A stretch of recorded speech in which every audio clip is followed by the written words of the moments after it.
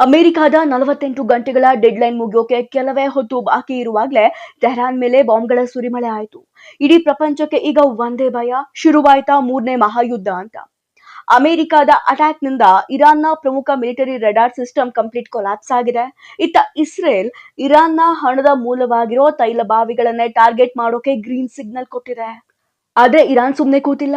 ನೀವೇನಾದ್ರೂ ನಮ್ಮ ಆಯಿಲ್ ಬಾವಿಗಳನ್ನ ಮುಟ್ಟಿದ್ರೆ ಜಗತ್ತಿನ 20% ತೈಲ ಸಾಗಿಸೋ ಸ್ಟ್ರೇಟ್ ಆಫ್ ಹಾರ್ಮುಜ್ ಜಲಮಾರ್ಗವನ್ನ ಬಂದ್ ಮಾಡ್ತೀವಿ ಅಂತ ಬೆದರಿಕೆ ಹಾಕಿದೆ.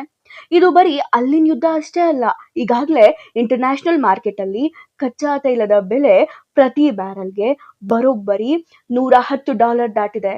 ಈ ಯುದ್ಧ ನಿಲ್ಲದೇ ಇದ್ರೆ ನಿಮ್ಮ ಗಾಡಿಯ ಪೆಟ್ರೋಲ್ ಬೆಲೆ ಹಾಗೂ ದಿನಸಿ ಸಾಮಗ್ರಿಗಳ ಬೆಲೆ ಗಗನಕ್ಕೆ ಏರೋದು ಫಿಕ್ಸ್. ಹಾಗೆ ಇನ್ನೊಂದ್ ಕಡೆ ಇಸ್ರೇಲ್ ದೇಶದ ಒಳಗೆ ಯುದ್ಧ ಬೇಡ ಅಂತ ಪ್ರಧಾನಿ ನೆತನ್ಯಾಹು ವಿರುದ್ಧವೇ ಬೀದಿಗಿಳಿದಿದ್ದಾರೆ. ಈ ಯುದ್ಧ ನಿಲ್ಲಬೇಕಾ ಅಥವಾ ಇರಾನ್ಗೆ ತಕ್ಕ ಪಾಠ ಕಲಿಸ್ಬೇಕಾ? ನಿಮ್ಮ ಅಭಿಪ್ರಾಯನ ಕಮೆಂಟ್ ಮಾಡಿ. ಜೈ ಹಿಂದ್.